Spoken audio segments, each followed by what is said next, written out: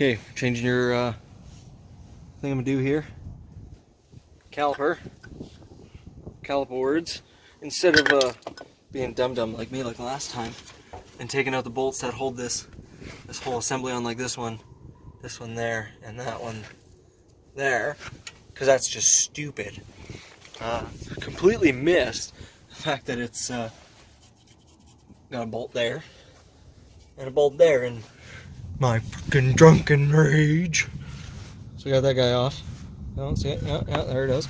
And oh, money shot. Oh, look at that. Yeah. So we're just gonna slap that back on, and junkies are outie. Fun fact with your Derdge slant 6, as you can tell, you come up to the driver's side. Look on down in there. Yeah, right in front of the headlight, you got storage. It's usually where I keep my you keep the spare air filter, obviously, because that's totally a spare air filter. Usually keep washer fluid down there, but as you can tell right now, it's brake fluid. It's a good kind. Now, to save yourself some grief, you're gonna want to fill your new caliper cylinder doodad there. Whoops, with some Earl. It's okay, we're in a big frickin' catch can here. So we're just gonna fill that with some new fluid.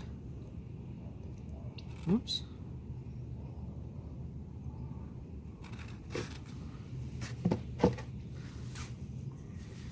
Alright, it's pretty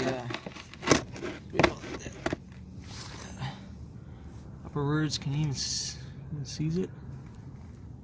Can you seize it? I'm gonna go up here.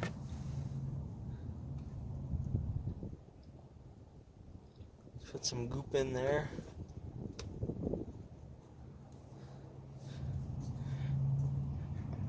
I mean, you can reuse the old copper crush washers.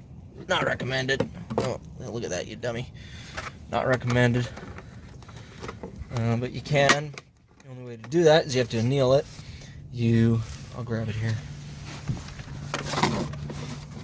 Grabbing our stuff. Where'd it go? Oh, here it is. Grab your stuff. New banjo bolt. You get your crush washers. So if you really wanted, with these, if you didn't have any replacements for whatever reason, broke them, all you do is you hit these with a torch until they're red hot, and you sit it and let it cool, and that's how you anneal copper and things of the like. So we're gonna slap one on. So it goes one, and then it goes your block that comes from your brake hose, and then you go another one on top, and then you go banjo bolt through the whole dealie. I'll show you what it looks like when it's in.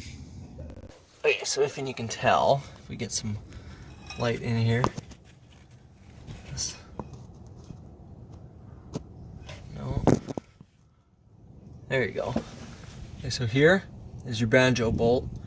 Now what it's easier to do is put crush washer on the banjo bolt, then put the banjo bolt through this block, and then with the banjo bolt protruding, you put the other crush washer on, and then you finger tighten it a couple threads here until you can just go crazy with the wrench, and then torque it to spec. That's nothing a quick Google search can't give you the numbers for. I might have to provide them, but that's okay. I'll throw them down there right now. And so now we're here.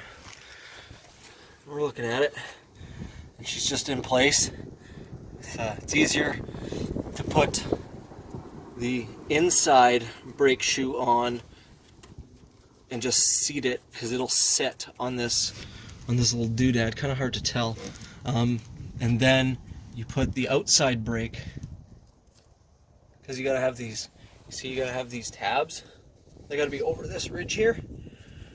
So then you put this guy on the caliper, and then you slide it over ginger carefulling, and then because you're working against the clock, once that's like that, so then you go doing your brake hose, and so this is where we are. You know, kind of redundancy, but you know, sometimes you gotta explain things twice, and that's okay.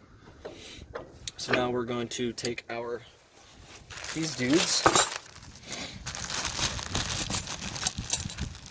I'll have to take a look at the other side. Okay, so other side, they go like that. Freaking rights are out of rights. Now, a beauty little trick that we're going to try today, because we keep getting emulsified oil whenever we try to bleed the brakes, we can put some little Teflon tape on it. Just buddy Evan stumbled upon an article and said, hey, try this. Ought to work, right?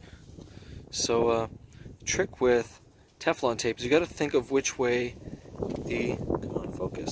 which way the thread's going. So it's going to be a right-hand thread, so it's going to spin this way. So in order for the tape to work, you want the tail of the tape to be going the other way. So if it's going to spin this way, you want the tape to wrap around, this way. If it has to spin clockwards or anti-clockwards, depending on which direction you're looking at, you want to spool the tape in the opposite direction. So that way the tape will actually be doing itself up tighter to the threads as you twist it in, as opposed to unraveling itself as you twist it in.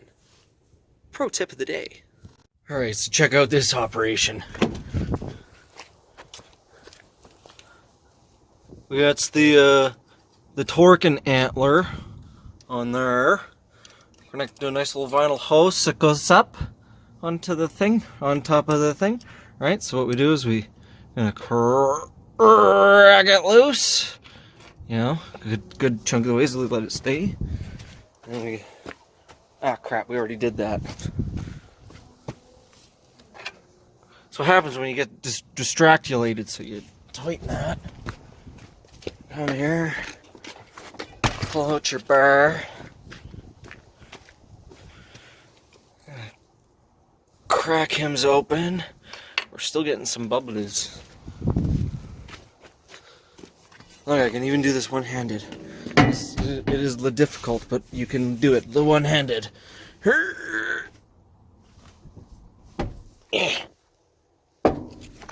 See?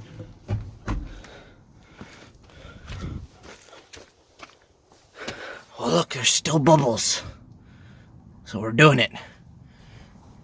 Do that until you die. Do that until the bubbles go away.